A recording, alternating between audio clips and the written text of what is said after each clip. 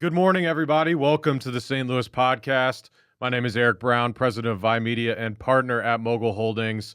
We're here today with Kyle Landwehr. He is the founder of Slam Dunkin Junk here in St. Louis, founder of Junk Academy, founder of RyseMedia, and host of the Kyle Landwehr Podcast. So today, some of the things we are going to talk about. Curious on pretty much your rise from graduating high school to really starting your own business, selling that business, and starting other businesses. So I think we're going to get into some weeds about growing businesses, sales, marketing. So I'm excited for what we have in store today. Before we do, Kyle, how you doing today? I'm doing good, man. Appreciate you having me on. Absolutely. Yeah, I'm excited to have you on. We should have a good conversation here today. So we were talking a little bit beforehand, about your past businesses and where you're at now. Before we kind of get into that, I'm curious. So you started young, right at 18, right? 20. Right out. Okay, 20. So 20. So you graduated high school. What'd you do right out of high school? So I graduated high school, had no idea what I wanted to do with my life. Yep. You know, I was going to go to school, so I went to St. Charles Community College. Okay. Graduated high school with like a 2.5 GPA, so Sure. I wasn't like a super smart kid. Mm-hmm. Went to college, was basically on the way to like probably flunk out. Yeah. So I went for a semester. My family is all electricians, very blue collar. Mm-hmm. Like I would have been like the fifth generation. So I was looking for a way out of school. So Sure. I became an electrician, and I did that for about a year. And that's where like I built a bunch of desperation to go out there and start a business. And Mm-hmm. my grandpa actually passed away at the time, and they hired a company called 1-800-GOT-JUNK to come out to the property. Yeah. They removed junk in the basement, got paid like $1,200 in Like 2 hours. 8 years ago, that's all I used to see. Yeah, right. Yeah, exactly. And $1,200, they were in and out in 2 hours. And then I remember like my dad was like, man, this is a great business to get into. Mm-hmm. And I was an electrician at the time. And then I was like that beginner person that just like would never take the first step. Yep. And then I just got so desperate that I finally ended up doing it around COVID. Okay. Yeah. Actually, you're saying that. I just read a quote today. It's like a year from now, you wish you would have started today. Exactly. Yep.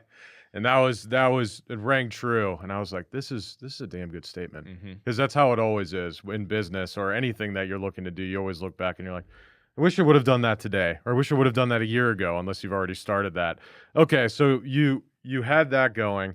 So we were actually talking a couple weeks ago about like good businesses to start with like little capital. So with like junk removal, really you don't need a lot. You can even essentially rent a U-Haul, right? You don't really even need anything off the bat besides a little capital to get, say even you building out your own website on Squarespace or whatever it is, setting up a Google business profile, and then literally just renting a U-Haul. Yeah, so I started my company with about $6,000. Okay. Luckily, I had like 20 or 25,000 saved up when I started. Okay. Yep. So I started mine with $6,000. Now, luckily, my dad, my grandpa passed away. Right? He had a truck. I was able to use that truck when I first started, so I saved a little money there. Mm-hmm. But technically, people could start with a U-Haul. They don't even need a website necessarily. Yeah, that's like true. you see a lot of people out there that do that. I paid somebody $300 for like a Wix website. Yeah. Could Yeah. have did it myself. So, Mm-hmm. and then basically used all organic strategies to get the business going. Yeah. Marketing strategies. So did you do door to door? Was it referral based and digital marketing? How'd you get your first jobs? So social media was a big one. Facebook mainly, and Yep. then LinkedIn. We also used that a little bit. Facebook and Nextdoor were absolutely crushing it. Facebook groups, like you could actually get away with posting and buy, sell, Yeah. and trade groups. Yep. And I was kind of had like a spam technique, honestly, Sure. where I'd be posting 20 times a day in the same Facebook group, and nobody was really banning those posts or kicking me out of the group at that time. Yeah. And it was just making a bunch of money, getting us a bunch of leads, also referrals, building relationships with like real estate investors, that sort of thing. Yeah. All right. So you said LinkedIn. Who were you connecting with on LinkedIn? Those So- real estate investors and that side? Yeah, later on when I got a little more skilled with LinkedIn, it was Mhm. just connecting with like perfect clients. So people who had a higher lifetime value, like real estate agents, investors, flood and fire restoration companies, Sure. construction companies, that sort of thing. Sure. So the biggest thing that we found, because we own West County Insulation, and it seems like right now, especially, during COVID, it's kind of messed things up as far as like hiring people is concerned. Did you find it hard to find people that were, willing to work? Because of course, at first, it's not like you're starting them on, $30 an hour or anything like that, right? So you had to get people to buy in. So how'd you get people to buy in? Were there friends or, how'd you get your first employees? So I would say I was pretty fortunate Okay. and pretty lucky. Yep. I remember telling my buddies, all my close friends at the time, I was like, "Hey, I'm going to become a real estate investor," Mhm. before I even started that first business, right? Sure. And they were probably so tired of me like saying, "Hey, I'm going to do this, I'm going to do this," and I never would do anything. Mhm. So one buddy, I was like, "Hey, if I start a junk removal company, will you come work for me?" Yeah. And he worked for me. I started him off at like $15 an hour. Yep. And he was working for me. And then it got to the point where I broke my ankle on a job site. Okay. And I asked him, I was like, "Hey, do you think I've taught you enough to where, you can go run your own truck?" And he was like, "Yeah." So then I asked my other friend, "Hey, you wanting to come work for me?" And he worked at a car wash at the time. Yeah, sure. Those two guys ended up running a truck, which led to another friend, which led to another truck, Mhm. and then another truck. And all those guys kind of left. And I had like this solid group of 5 guys. And then all my part timers there were some randoms here and there off like social media. They never really were great. Yeah, So sure. I did have that issue, but Sure. my friends were all pretty solid, kids that were going to college, that sort of thing. Mhm. And that's kind of who I stuck with. And the first 2 employees that I had are the people that I ended up selling the company to. So they're Okay. the ones that are operating it now. Interesting. So, at our companies, we're all friends as well, and a lot of the time it's great, but sometimes it's not great. So I'm curious when it comes to friendships with them. At some point, there's business, and then there's friendship. Have you found that hard to essentially draw that line? 100%. Okay. It's easy to draw the line, and it's hard for them to understand as well on their side of the view because I was out there trying to hustle and, Hmm. let's make a bunch of money. And they were over there thinking that like I was getting all the fruits where maybe sometimes Yep. or oftentimes they were making a lot more money than I was, right? Hmm. Maybe I had to put money into that business that month to continue to operate it. So they thought that I was crushing it, Yeah. but maybe some months that I wasn't. So it was just kind of hard. Yeah, plus they thought that I think that I was an asshole sometimes. Sure. Sure. And it got Which maybe you have to be. yeah, and our relationship definitely was affected. Hmm. It's much better now, but yeah, you have to draw the line at the beginning for sure. You Yeah. got to know what you're getting yourself into. Yeah, because Garrett and I go back to like, high school. And sometimes, you have disagreements in business that turn into, Hmm. bigger disagreements than they need to be. But what's also nice with friends is that for the most part, they're loyal. So you don't have to worry about, them not showing up to work or taking themselves, seriously or doing a good job because at the end of the day, you're not just some random person, right, that owns the business that doesn't care about them. They've known you for a long time and they don't want to obviously ruin that and ruin you and ruin what they have going on as well.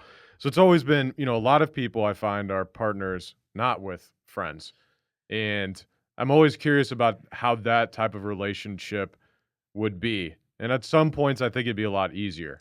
And one thing I want to say is they were very loyal. Yeah, And, we had our differences. And I think towards the end, our relationship was just we weren't really friends. It became that difficult. sure. But once I sold them the company, because they helped me build everything that I had at that Yeah. moment. I wanted to be able to give it to them, Mhm. even though maybe I could have got more up front on the back end. Sure. Where they finally came to me and they were like, "Hey, Kyle, like I completely understand why you were doing the things that you were doing. Yeah. Like it all makes sense now." Yep. And they even said, "We thought you were an asshole, but now we understand you're not." That makes sense. So I was actually at a speaking engagement. I don't know if it was whenever it was this year or last year, and it was about a guy that sold a commercial HVAC company here in St. Louis for I think it was like 50 or $100 million. And what was interesting about what he did is the whole company had access to the finance book. So absolutely every single person knew everything about the company. I don't remember if he specifically said if they share other people's salaries, but they knew, deliverables, they knew how much stuff costs from like equipment, and therefore everyone understood and had a good idea of business finance. Then they therefore understood how much people were making, and it all made sense because they had access to open books. And I think that's a super interesting concept. I just don't know at scale or if even most people would even understand what the hell they're looking at. But he said it worked really well. People, you know, like he'd say, like, a piece of equipment that's like 5K. It's like that's not just $5,000. We need to sell $25,000 worth of, a job in order to pay for $5,000 worth of equipment. So people started to have a better understanding of, their role, their responsibility in that business, just from a money perspective. Yeah, there were definitely times where I would break down a P&L. If Hmm. there was an issue with like work ethic, we'll say, Yeah. like I'd sit them down and be like, "Hey guys, my ass is on the line right now. Yep. Like we need to make more money," because there were times I was spending, a lot of money on Google Ads, and the Google Ads I was getting 50 cents on the dollar that I was spending, where it's Yeah. like, "Hey, you guys need to be answering the phone better. We need to be booking more jobs. We need to raise the average ticket price." Like so I didn't, like, open up the book, but there were times where I'd show, like, a month Yeah. P&L, and I'm like, "Hey, this is why we need to grind," and it definitely would help. Yeah, 100%.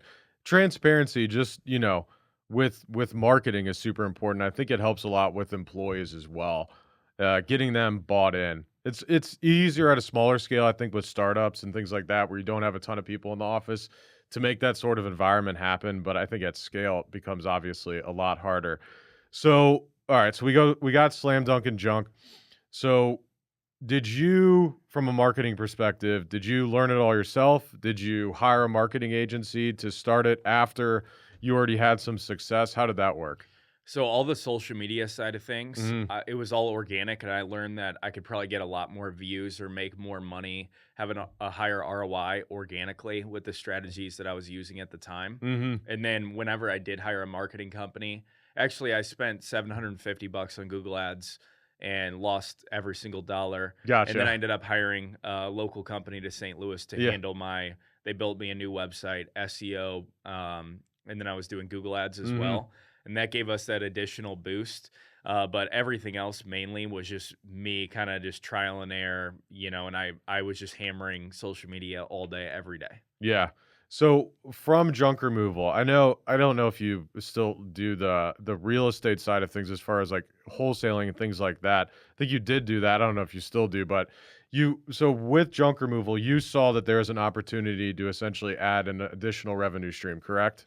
Yeah, yeah. So, and honestly, when I was telling you my story before this, I completely skipped over that part. Yeah, And yeah. I'm not really doing it now Okay. that my wings are kind of cut off with the junk removal, Mhm. since all the leads were coming through the junk removal company. So, like, a lot of people Gotcha. would call us and say, "Hey, Kyle, we need to get our property cleared out to get it Mhm. ready to sell." Yeah. And I go bid the job 8 grand, 5 grand. I mean, we've had bids out there that are $60,000 or Sure. $250,000 in St. Louis, Sure. and that really would have helped my company scale, but we would never land any of those jobs because I wasn't willing to do it for nothing. Yep. And there's a lot of junk removal companies in St. Louis that are. Mhm. So it was very repetitive of me not landing those big jobs. And I was just as high as like a 1-800 junk in terms of price, probably like Sure. one of the highest price companies in St. Louis. Sure. And I basically spent money to go to like a mentor Mhm. to teach me how to build, like, I just needed confidence. That's Yeah. what I needed Yeah. to go do that real estate deal. So at the time we were doing a $3,500 clear out in St. Louis, Mhm. and the guy was very upfront with me. He was an investor that was looking to be on his way out. He was tired of being a landlord. Okay. He said, "Hey, Okay. if you find me a buyer for 90,000, like sell it for whatever you can over that." So I was marketing the Like, all right, property that's not a bad while we deal. were doing the clear out Mhm. in St. Louis. I was in Florida, came back, started basically promoting that property to all the people that we were already doing work for in junk removal, and I give them the deal at 95,000, and they'd all come back at 90 at what he wanted, because there's a certain formula with real estate that people use. Sure. Sure. So then I had to talk him down to 85. So then basically I would sell it at 90, Yep. and then I did my first deal that way. The guy said, "Oh, that's great. I got another property down the road. You think you can find me a buyer for that one? Go give me a price for the clear out." Now we Mhm. didn't do the clear out on that one, so I didn't double dip. So I ended up finding a buyer, made $5,000 on that one as well. Okay. And that was how I did my first two deals. And then the next one was a basically junk removal lead out in St. Peter's, Mhm. $400 clear out. Didn't get paid to do that one. Ended up actually purchasing the property. Okay. And that was going to be my first like fix and flip, since I Mhm. knew that area. And the guy accepted my contract for 167,000 cash. And then I was like, holy shit, I got to go find 167,000. Yep. So I raised 100% of the money plus the fix and flip Okay. price as well. So I was like 190 all in, and I sold the property for 257 a couple months later. Interesting. So I made 67,000 profit on that one. And then it was like, then it shifted to where then I started hiring people to like kind of run the junk removal side of things. Yep. And then I started wrapping the trucks. Like, we buy houses any condition. Now, we didn't get as many calls as people would imagine, but there were calls that we would get. And then most of these properties I would never even show up to. Yeah. And I'd have people that I knew I was just giving the leads to, and they'd pay me $5,000, $10,000. And then the second biggest deal I did was last March. And that was you can call it like a wholesale. Okay. Yeah. So I got a $400 junk removal lead on that one. We did the clear out. They hired an estate sale company to sell the rest. Called me back and said, hey, we will take your offer. That one was in St. Peter's as well. And then basically I bought it, raised all the money again, thinking I was going to flip it. And at the time, that's when my coaching business was like thriving, to where I was like, what am I doing? I shouldn't be flipping this house. Yep. It makes no sense. I'd rather just give it away and make no money. And I ended up finding like the perfect person to buy that property. So I removed the junk, took out some cabinets. We were like in the middle of a rehab. Yeah. Yep. Sold it, made 40,000 profit on that one as well. That's not a bad business to get into. It seems like now, though, I don't know if it's just, the algorithm loves me. There's a lot of real estate investors now that are promoting doing it. So it seems like there's a lot more people now trying to get into wholesaling and things like that. I've always been curious, though, if you're successful in wholesaling, why would you want to give away all of your tricks to some random person on the internet that's going to pay you a couple $100?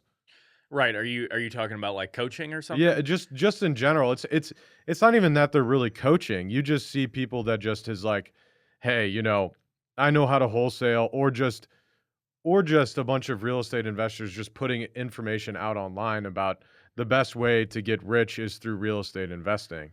And it's like, that sounds nice and dandy, but real estate investing takes a shitload of time, as I'm sure you're aware of. It's not like the average person that works, 40, 50 hours a week is going to have time to do that successfully on the side. It's just like the whole, the meme now of like, if you don't have 10 rental properties by the time, you're 30 years old, you're screwed. So I don't know if it's just me or if I just get a lot of that information, but it seems like over COVID, it kind of blew up alongside of the real estate market. And now for the past, year and a half, it's been obviously way slower due to interest rates. And it seems now more than ever, potentially, they're not making as much money on that side. So now they they got to pivot. They almost have to pivot because it's not there. Yeah. So I know that I haven't done a deal since that last $40,000 deal that I was talking about. As soon as I sold the company, like, I didn't have any other techniques that I was using to get deals. Sure. Now I know there's a bunch of like lead generation techniques out there. I just wasn't doing them. So I haven't done any real estate other than like buying my own property since then. Sure. But I heard that the real estate market's significantly down. Some companies that were doing $6 million a year with wholesaling maybe are doing half that at this point. Yep. Yeah. It's interesting. It's interesting how it goes. And it's like the things with homes, there's a lot that goes into a house in terms of, so let's just say, because with wholesaling, a lot of the time you have a property that's distressed, right? Or not in good condition. Otherwise you would just list it on the market and hope for the best. Correct? Yeah. I mean, honestly, I'm far from an expert or skilled when it comes to real estate. Like, Sure. all the deals that I was doing the wholesales were fairly easy. I was just connecting, the seller with the buyer, and most of those, like, they knew exactly how much I was making in between. Okay. So I was just like, hey, here's the lead. Yeah. Where, it gets more technical to where you can kind of like, they're not going to see how much money that you're actually making. Sure. And you kind of want to hide that, where like most flippers will say, want to see that you're making $5,000. Like, they're okay with like paying you that. But a flipper's not really okay with, a wholesaler making $40,000 or $80,000 when the flipper's the one taking all the risk, where their profit margin might be the same exact as a wholesaler, and they didn't really have any risk tied into the deal. Yeah. So I was just kind of figuring it out as I went. And the guy who was lending me the money, we had to split 50-50. So he lended me all the money. I'd split the profit 50-50 with him. Not bad. Yeah. Now, I could have had way better terms, but again, if I was a little bit smarter and had more experience, I would have went a different direction. Sure. But that person was very skilled with real estate, so I kind of had somebody to fall back on when it was like learning how to flip a property or hire contractors. There was a big learning experience there. Yeah. So we talked about coaches and mentors. So I think there's a big difference in terms of the two, right? So I'm curious, you said mentor. So did you, with coaches, usually I say, you're paying them. Mentors, probably not. So did you ever have a mentor? Yeah, I mean, there was a bunch of people that, gave me free information, but it Yeah. wasn't very like they weren't willing to give me the time of day. So Sure. when it came down to the real estate where I saw the opportunity, Mm, I had I'm not going to give specifics on who this person is, but sure, it was somebody that I wasn't really close with, Yeah. but they were in my family, we'll say. mm, And I was reaching out to them, "Hey, will you show me how to buy real estate?" And this Yeah. person was like very, very skilled at what they did, but they were Mhm. very, very low key with what they did as well. Sure. They didn't have any time in the day to give me where they were like, "Hey, go use this buddy of mine. He coaches people." To where I ended up paying that person 10 grand to learn how to like invest into real estate, really. But I didn't really use any of that information, honestly, but Yeah. it did give me the confidence to like do my first deal. Okay. Okay. Yeah, because with I always find that it seems like sometimes the coaches and mentorships they don't align. Obviously, with the mentorship, more likely than not, they just care about you succeeding versus just running a business. You know what I Right. mean? I think finding a mentor is super hard. I've never successfully been able to find like let's just say a long term mentor that I could, if something's wrong in business, it's not like you're talking to them every day or even every week. But if you have an issue, it's nice to be able to call someone up that has a lot of skill in that area that just for the sake of helping you out and leading you through it is just going to lend you that time of day. Yeah, I definitely have a few of those people that Mhm. are willing to give me free information, but it's almost like I almost feel bad like stealing their time to where Yeah, like even if they want to do it for free, I'm still willing to pay them. sure. So they can give me more of that time as well. Yeah, that's true. Yeah, maybe taking them out for, a couple beers, something like that. Right, Not a bad idea. It's exactly. like tabs on me. Yeah, but to be honest with you, I've probably spent at least 250,000 on like mentors Okay. alone Okay. since I've started. And would you say the ROI has been there for that? In terms of the money that I've made, Mhm. yes, but I would say that some people that maybe I paid 100 grand to or 25 grand to, maybe that wasn't worth it, but there were other ones that were complete grand slams that made me a bunch of the money, but there were Sure. other ones where I was like, I wish I would have kept the money Yeah. personally. Yeah. So there was a good mix. Do you, say you're looking to, find that information online about good versus bad. Is there places that you can look at? Because we kind of talked about that a couple weeks ago as well. As like, you know, now with if you're looking for someone that's in that space, especially if they're selling stuff online, you can now go to Reddit and places like that and find out if it's good or not at the end of the day, Right. right? It's kind of hard to hide bad reviews, whereas, say even 8 years ago or 6 years ago, like I don't know if you remember like Dan Locke, a lot of those like Right. Dan Lack, yeah. a lot of the high ticket salespeople, it's like it was a lot easier to, say be a gesture or scam people out of their money for the lack of a better word. Whereas now, I mean, you even going to YouTube and just typing in, hey, blah, blah, blah, legit or not, you'll have hundreds of videos that are going to come up if they're shit or as well as if they're good, right? Right. Yeah, I think, I don't know. I'm not familiar with like, I know the Reddit and stuff like that. You can Mm find people, talking, saying this and that. But in order to find like a really good mentor, I hmm. think Mm you hmm. just have to really like look at that person and like, see all the content that they're posting. Does everything add up? Yeah. And do their values align with yours? Like it Yep. really comes down to that. Or speaking to people that have already gone through the program. Mm I had a program myself and there was people that would rave about me and say this guy changed my life, and there was also people like, oh, this sucked. hmm. Right, so Yes. you get a mix of that. So even Yep. if somebody says, hey, this was the worst money I've ever spent, it's you don't really know the specifics behind why they said that, Mm where hmm. there might be the other guy on the other hand who you changed their life. So Yeah. I feel like you can't trust everything, but you have to be able to just look at that person and see if everything aligns. Yeah. So Junk Academy, So it's always interesting, but with Junk Academy specifically, obviously you already had a successful junk removal company. So it makes sense then for you to obviously start that because you already have a proof of concept, right? And that's kind of why we started West County Insulation is because we already had successful clients in the home service space. It's like, let's just do that ourselves, right? We already know people already reaching out to us about this. It's like, let's just go ahead and do it ourselves. And with Junk Academy, I'm curious in terms of the success that you had there, right? Obviously, you already had a good social media following and things like that. How were you able to, with the some of the bad feedback that everyone gets, do you find that it's mainly people that just weren't going to be successful in the first place? And that's kind of almost the biggest issue with having courses and things like that is you're going to have people that are going to do the work, and take it to heart and be successful. But you're always going to have those people that are going to buy that stuff that are either never going to do the work, not smart enough, don't have the initiative or whatever, and then they're going to leave that bad feedback regardless. And I feel like that's almost the bad part of being in that space is no matter what, you're opening yourself up to those people, right? Yeah, 100%. Now you can, just by like being firm on your offers and Mhm. not providing payment plans and stuff like that, you Sure, can weed yeah. a lot of those people out there. Yep. But I actually got a DM on the way here. A Mhm. guy was like, "Hey, will you show me how to, or can you partner with me and help me scale a coaching business?" This Yeah. guy didn't have one already.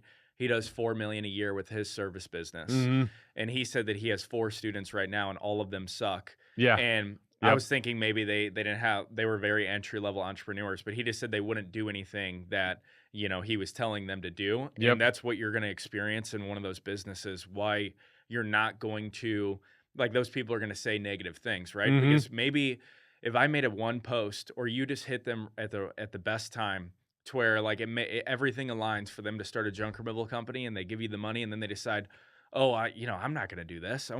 I want to go start a marketing company. I want to Yep. start drop shipping, Mhm. whatever. And their focus shifts. It automatically is your fault.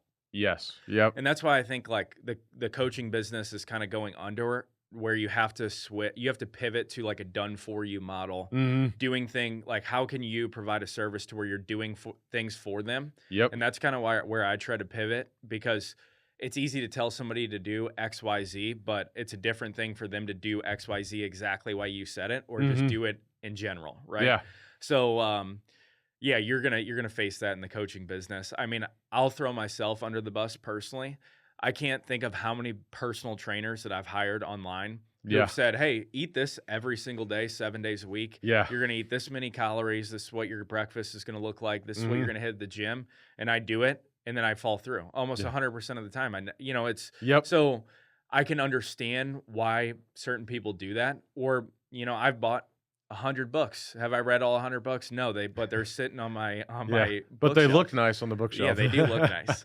So, it's just a lot of people aren't willing to put the work in. Yeah. And that's why they call it the 1%. And I Mhm. think truthfully, it's really under 1% that are actually going to take action. Like I would say if I had 300 something clients of mine, a part of Junk Academy, say we were doing, 500 to 800,000 a month in Yeah. client results. Mhm. Majority of that revenue was coming from a small amount of people that really took action and they were Yep. on the calls and we had a personal relationship and they called me all the time. Mhm. So what that made me realize is I could have weeded out all of those people. I didn't want to, like, I appreciate them and I want to help them as much as I can, but they weren't willing to put the work in. To where Right. I'd rather, how can I adjust my business model to where instead of selling something like that, I Mhm. partner with those people. And that's kind of like a route that I've chose. Yeah.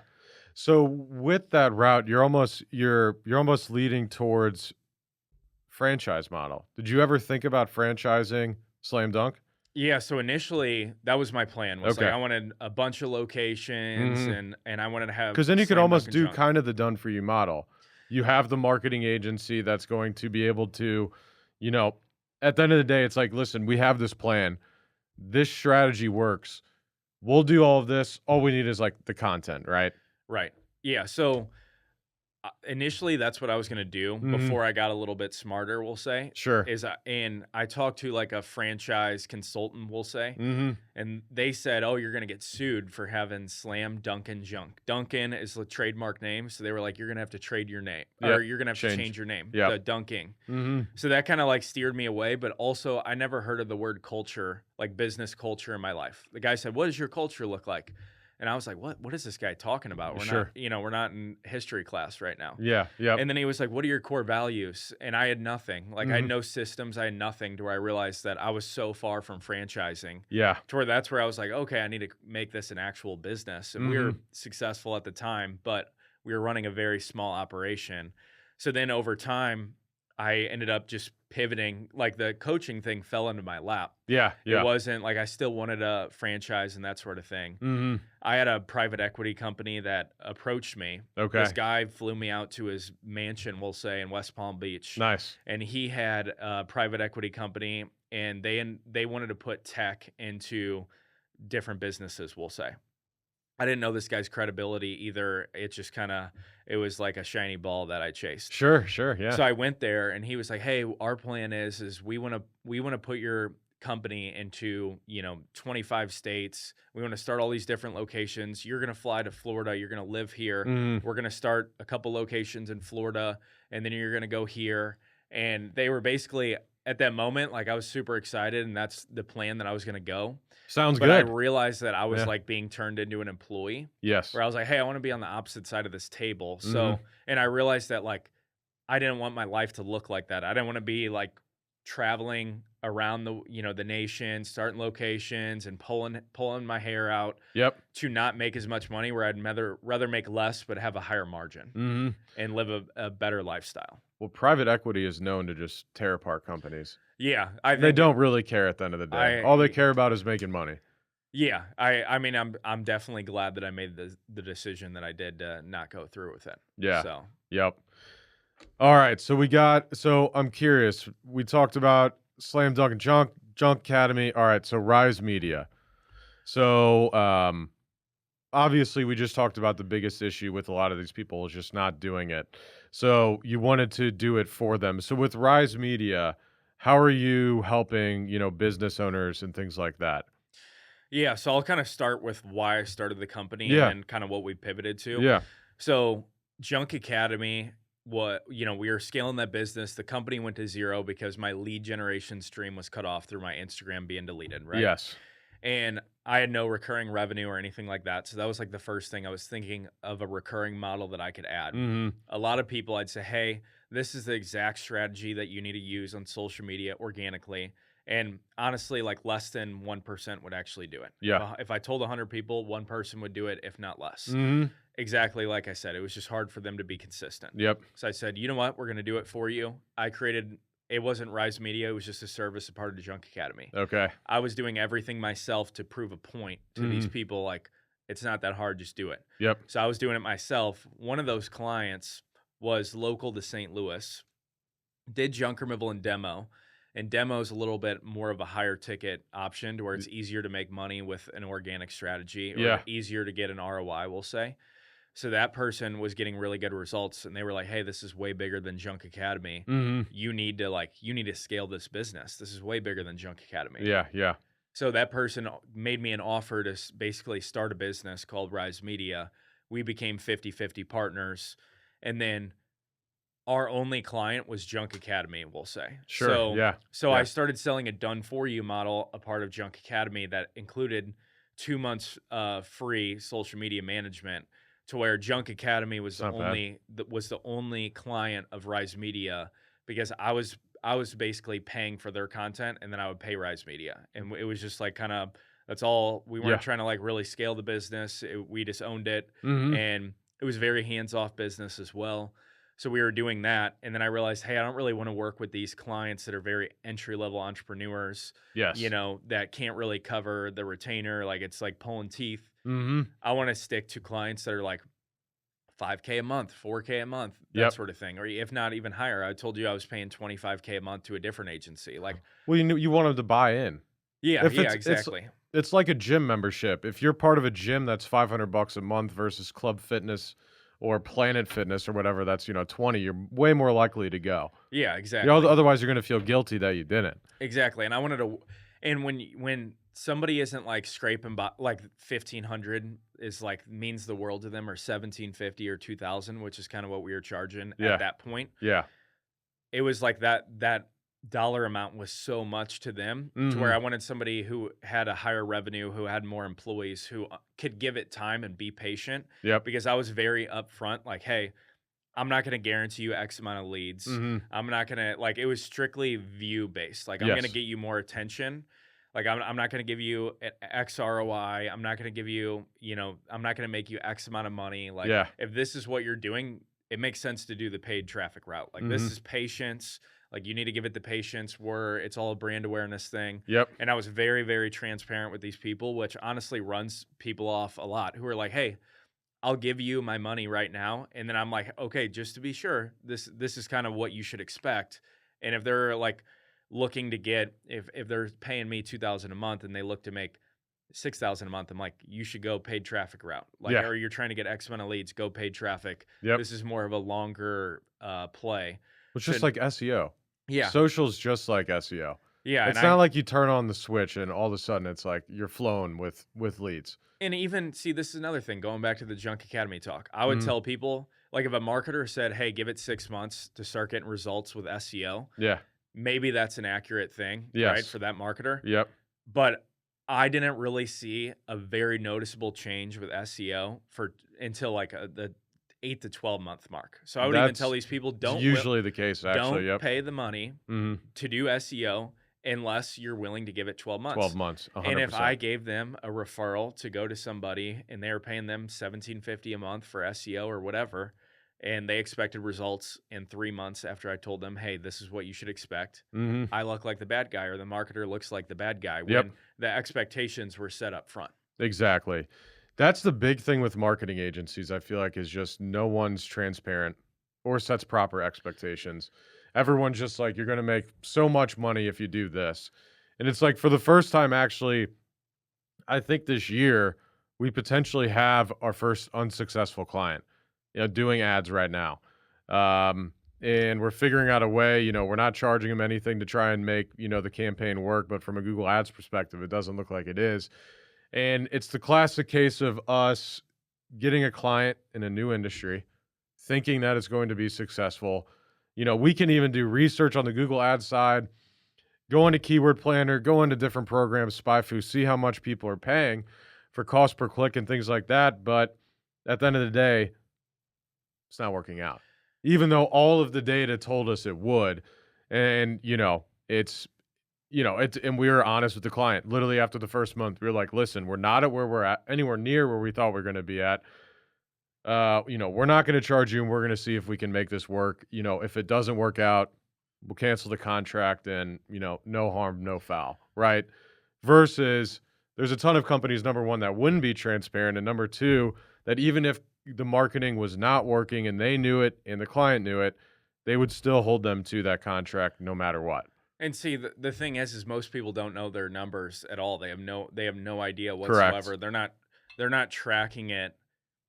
Like I always told them, hey, if your Google ads really aren't working, you better have something to back it up. When you go to that marketing company and say, hey, this isn't working, you better show them real data on how many leads that you got, how much money that you made. Show them something real, because data is the only thing that doesn't lie. You can't just say, hey, it's not working. Correct. Right?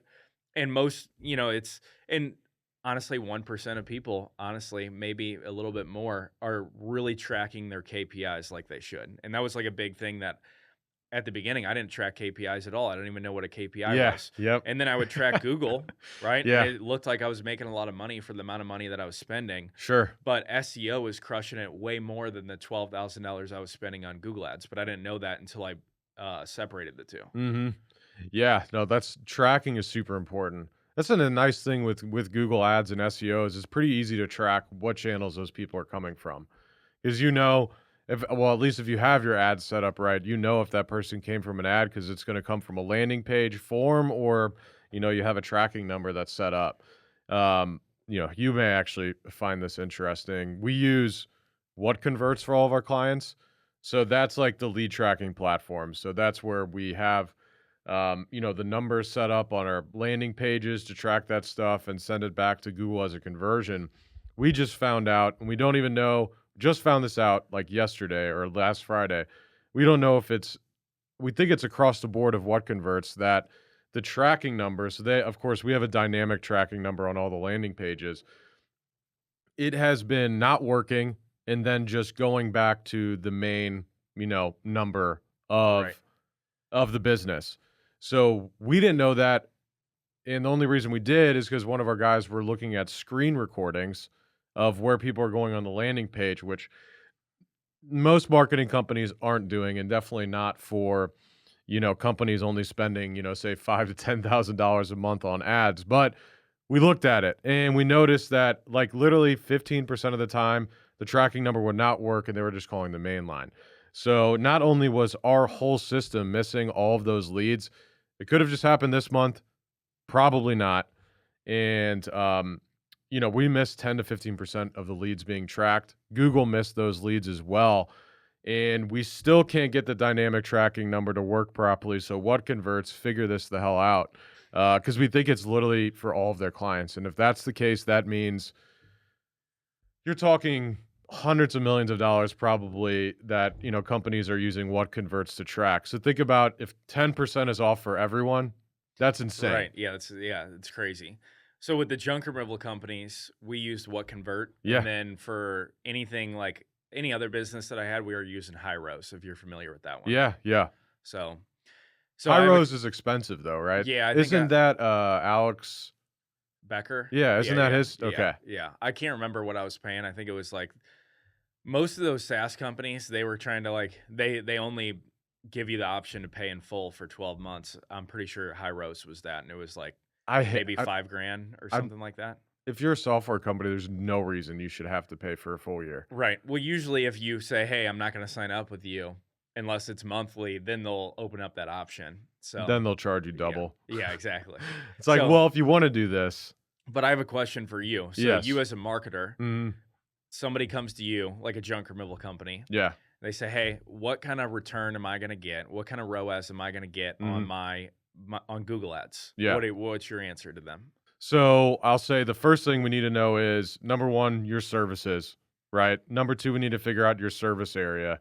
And then we need to go into essentially Keyword Planner and the other tools that we use, build out a basic, keyword list. Of course, estimates are only estimates. So I'll never tell a client that the return on ad spend is going to be this, because there's no way of knowing. There's stuff beyond our control, in order to get that number to begin with. Are they going to answer the phone? Are they going to call back the form fill? Are they going to input that information correctly into their CRM? So there's all this stuff completely out of our control. But what we can at least do is give a good idea on what the cost per click is going to be and what we can estimate the cost per lead to be at.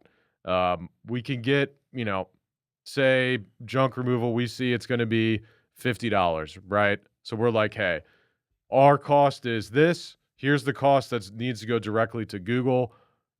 Adding up the two, does this cost per lead actually make sense for you to be successful? Assuming that, you can close, let's say 50% of them. Yeah, I think that's a great answer. And then at that point, does it make sense? Because a business owner will tell you, it's like, we don't want to sell ads to everyone. Even roofers especially, and a lot of the home service companies we work with, they're spending hundreds of dollars a lead easily, $200-$300. And at some point it's like, at some point the lead becomes too expensive, right? Even for a company that's making $20,000 to $30,000 per deal, it's like, I still can't spend $500 a lead. So it all comes down to, again, being transparent with them. It's like, hey, is this going to work? We're estimating it at 150. It could be 200. It could be 100. But we know it's going to be in this price range. Really, the only way to obviously make it happen is to do the work. But what's even better is already having clients in that industry. And then, for the most part, different cities will be different costs. But like, we have a lot of foundation repair clients here in St. Louis. A lead may be, say 150. Out in LA, maybe 200. But for the most part, we have a good, case study of what to already expect, which is nice too. Right. So, I see a lot of marketers, they say, hey, you can expect a 3x to 5x return on your ad spend if you're going to run Google ads. So all these people that are running ads, of course, you're not going to meet their expectations and they're going to cancel. You're going to have a high churn yep. because it's just not that easy, right? No. Like 4 years ago when I started running Google ads Mm-hmm. and I was paying like $5,000 a month, something like that. There were months I would get a 3x return or a 5x return, and it was much easier. In 2020, 2021, 2022, year after year, it just got worse and worse and Yeah. worse Yep. to where I always told people, like my clients, like realistically, you should scale your company to like 30,000 a month organically before you think about spending money on ads. Otherwise, you're not going to have any money. Yeah, because you need to spend you need to have $5K to put at ads. Exactly. And you'd be lucky to get, if you're going to spend $1, you'd be lucky to get $1 back. Like where you're going to make your money is through the lifetime value. And hopefully you're going to do another job for that client in the future. Yeah. But you're not going to really make money or profit on the front end. Now, some deals you might, right? You might land a job that's $2,000 and you spent $150 in that lead. Yep. But when you average everything out, really the ROI is not that great. And even if you put $1 in, you get $1 back, right? Just on the ad specifically. Yeah. And then you got to pay your employees, the dumping fees, the this, the that. Mm-hmm. You're losing money. So all these people, they're doing a lot, they're making a lot of revenue, and then there's no profit left on the table. Yeah. And not only that, with Google Ads, it's very easy for someone to go in there, set up a campaign. It's also very easy for you to blow your money very quickly. Google doesn't care. And that's the biggest thing we see with ad campaigns. I mean, we'll go into a company spending $50,000 or $100,000 a month on ads, and they'll be running ads outside of their service area. And they have all the time and they have no idea. And they'll have like a broad match campaign, meaning anybody that searches anything to having to do with a roof, if you're a roofing company, you're going to show up. Even if it's someone looking for whatever. I mean, just name it. Your competitors, someone just looking for an easy do-it-yourself fix. You're going to show up every time for that. So now you're paying for a ton of impressions and a ton of clicks of people that aren't actually going to convert. They're not trying to reach a roofing company. They're just trying to find some information, right? So it's very easy for Google to spend that money. And what we've noticed recently, which is nice, is a little bit less money is now going into Google Ads as it was before. But over COVID, it blew up. And of course, the more people you have spending money on Google Ads, the higher the cost per lead is going to be because you have people willing to spend more and more money. Whereas, 2020, 2021, it wasn't as bad. I mean, a lot of people cut marketing spend. So if you were marketing then, you were in a space where no one else was. I mean, a lot of our COVID hit at March, a lot of our even home service companies, because they couldn't go into homes, cut a majority of their marketing spend, which looking back on it didn't make a lot of sense. But in the time they were like, we don't know what to do. I was like, fair. I've never heard anybody say something like this on social media, but I honestly do not think I'd be anywhere near where I'm at today without COVID taking place. Yeah. I think my business completely thrived through COVID. Mm-hmm. And I think it was it was perfect timing, honestly. And it was easier during that time to start a junk removal company and scale it versus a time like now. Yeah, 100%. Well, you had less competition. You had more eyeballs on phones and screens because people weren't doing as much. And you had people just sitting around. People were, and also everyone started working from home. So if somebody's working a 9 to 5, yeah, and they drive to St. Louis, hey, what's your availability? When can I come by? Well, it's got to be before 9 or it's got to be after 5. The dumps are closed during those time frames. It's hard to scale. Everybody works from home. Come whenever you want. So it was like, even if we said 12, we could be there at 12:30. We could be there at 11:30. We give them a general time. Everything was just so convenient. There was so much money flowing around. I feel like that's really what it made me thrive. Interesting. Yeah. When we started our installation company, almost when COVID was on the down. So really, 2022 and 2023. And I don't know how much of an impact that played. I'd have to ask the guys, to be honest. I'm curious about that. But even now, we still see people work from home. Yeah. Companies are trying to get people back in. I was just talking to someone that works at Bear here, and they're trying to get everyone to come back into 3 days a week, and apparently no one wants to. Yeah, I'm sure they don't, but it's probably because they're sitting on the couch watching Netflix, at their house. I think corporations, maybe from a big brother aspect, they want people to come in, but I would think that they would have numbers that are going to tell them, "Hey, we are more productive if people are in the office more often." People Older people will say to me, "I can work from home." And I'm like, "That's great, but you have a house, you have an office in your house, right?" Most people don't have that luxury. Most people live in apartments. Say you have a roommate, it really hurts all the younger people because where the hell are they gonna work at, in a quiet space? They don't have anywhere to work. They're gonna have to go to Starbucks or wherever to try and work versus having an actual office space that they can go to. Right. Exactly. Yeah, I mean, I know myself, like I work from home and I go eat, I'll go do this, I'll go Mhm. do that. Where if I'm in like I remember my office on Christmas of 2022, I believe. Yeah. It was a 3-floor office that we had. It looked like a house. Yep. A pipe bursted on the 3rd floor. It Oh my froze, god, yeah. bursted, flooded my whole entire office. It was like $200,000 in damage. The employees that I had working in the office now were working at home, and I just saw everything drop. Like everything, like we were doing less in sales, the profit was down, like everything. It's There's something about being together. Working from home doesn't, especially for, I mean, junk removal, like where you're going, like service-based companies, local-based companies. I mean, working from home is just, it's, it, it's not, it's way harder to build that business successfully that way. And that's what I've seen. But I do see a lot of people saying that, you can build a business successfully remotely, which I'm not going to argue. I just think it's harder.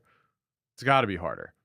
Sitting Yeah. face to face with someone's a lot easier to talk to someone, get a point across, build trust versus like if me and you were to just do this over Zoom, it'd be a lot different than doing it in person. And a lot of people do it over Zoom, and you Yep. look at their views and, they're way down. Like, I don't Mhm. wanna watch a podcast with Alex Hermosi and Grant Cardone maybe on a Zoom back and forth. Like, it's just Mhm. not as interesting as No. face-to-face interaction. No way. No way. All right, so we got a couple more minutes here. I'm curious. Let's ask you some questions here. So, best advice you've ever received, and then I'll ask you what the worst advice you've ever received is. Man, that's good. I wish I showed up prepared on this one. Best advice. I would say you gotta surround yourself with, you gotta look for somebody who's in the position that you wanna be in, and if you Mhm. surround yourself with that person, you're way more likely to, hit your goals, that sort of thing. If you wanna become a real estate investor, like, it's hanging out with people who are actually performing in real estate is probably Yep. gonna get you to your goals. I would say that's probably the best advice. Man, worst advice.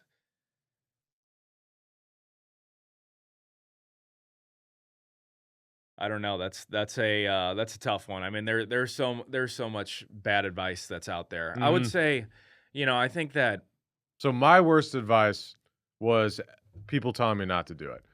yeah, okay, yeah, that's But great. that's That's an great. easy one. Yeah, that's an easy one. I can definitely throw that in there as well. Yeah. I'm actually a father as well, Okay. Okay. and Congrats. appreciate it. So I Mhm. have a year and a half year old, Okay. and I watch. I was on social media, like just watching, consuming so much of the biggest players in the game, right?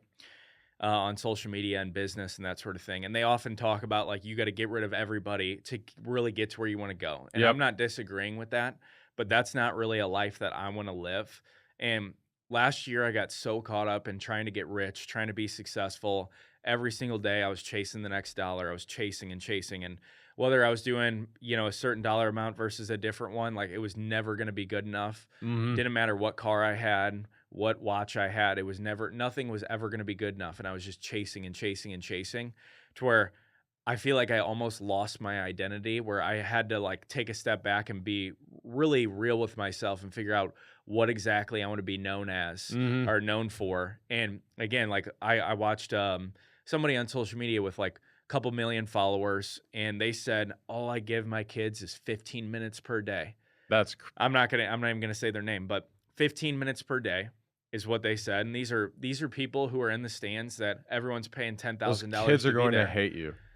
Everyone's in the stands are paying $10,000 to getting that advice right there, and they're gonna go home and give their kids 10 minutes a day because they're trying to get so rich. Like, where I feel like from last year, I'm very black and white, because I just like, I have a very balanced life now. And like, I work when I work, and it's a very balanced, and I put family over everything, Yeah. and a lot of these guys who are super successful and they've got the giant mansions and this and that, they had to get rid of their whole entire family to get to where they want to go. And like, that's not, or their friends even. Like, I felt like the 5 closest people around me, like I needed to be around those 5 people. It doesn't mean I need to kick that person to the curb that I used to be friends with. Yeah. We just have different goals. It doesn't mean I can't hang out with those people anymore. Well, I was just having a conversation with a gentleman. I think he's been married, I think on second wife, 4 kids. And he's like, never get married and never have kids if you want to get to like where you want to go. And I'm like, I don't know. It's such an odd statement, but it's like what you're saying. It's like the kids take up time. Your wife takes up time. I'm like, it's kind of the point, isn't it? Yeah. Yeah. And then that's, especially if you have, It's like, I don't want to work all the time. What the hell? I don't want to have, like, if that's all I'm doing, it's like, that's not why I want to do this. And see, social media creates a certain image to people that they think that they need to have, where that's like, again, I'm very black and white, where I was speaking at an event a couple months ago where I almost felt like my perspective last year was what people wanted versus now it's completely different, where I've like, nobody out there who's super successful is talking about balance. They're like, oh, you can't have a balanced life to be successful. Like, everyone says it. No such thing as a balanced. Yeah. And for me, it's like, I take my daughter every single day to daycare. I pick her up every single day, right? I want to put her to bed every single night. But last year, I was the guy that was doing webinars at 7 p.m. and I'm busy. I'm doing this. I got to do this. Oh, I got to take this call, right? It's like now everything comes around my family, and that's just what it is. If you want to do business with me because of that, completely fine with me. Yeah. And I'm not like, I don't need to be the $100 million guy like I wanted to be last year. Do you think having a kid changed that perception? 100%, but even when I had a kid, right? Have a kid. Yep. I wasn't thinking clearly, even though I had one, right? I was trying to be so successful for my family, but nobody ever asked me for that, right? Yep. I was doing it. I was doing it for us, but they didn't ask me for that, right? And I was just caught up every single day. And you like, there's interviews with people who are billionaires. Oh, was it all worth it? They don't really. I hear a lot of them. They say that it wasn't really worth it to go work everywhere to become a billionaire, where they wish that they would have spent more time with their family, their friends, going on vacations, and that's just, I still want to be very successful, but how much do I actually need to live a balanced lifestyle and also to run a successful business? There's give and take. Yeah, exactly. You got to figure out, again, going back to what we talked about earlier, where the line is and draw a hard line.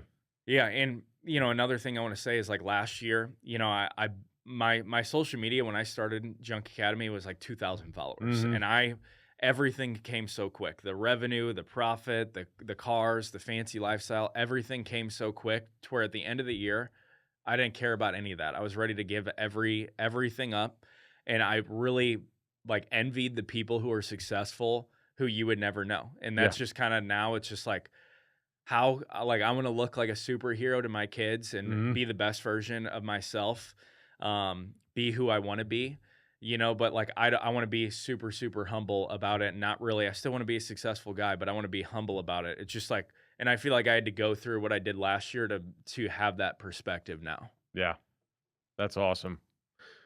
Well, before we get out of here, got anything to tell the audience here? Where to find you? You can find me on Instagram, Facebook, TikTok, everything, Kyle Landwehr 11, and shoot me a DM. And yeah. Cool. Well, it's been an absolute pleasure. Before we get out of here, that is all the time we have for today. However, we will be back next week. Another episode, new guests, and more of myself here. If you're watching live or later, we said something wrong, said something you hate, as usual. I'm sure I did. Please like, review, subscribe, leave a comment. Tell us how much you like us or hate us.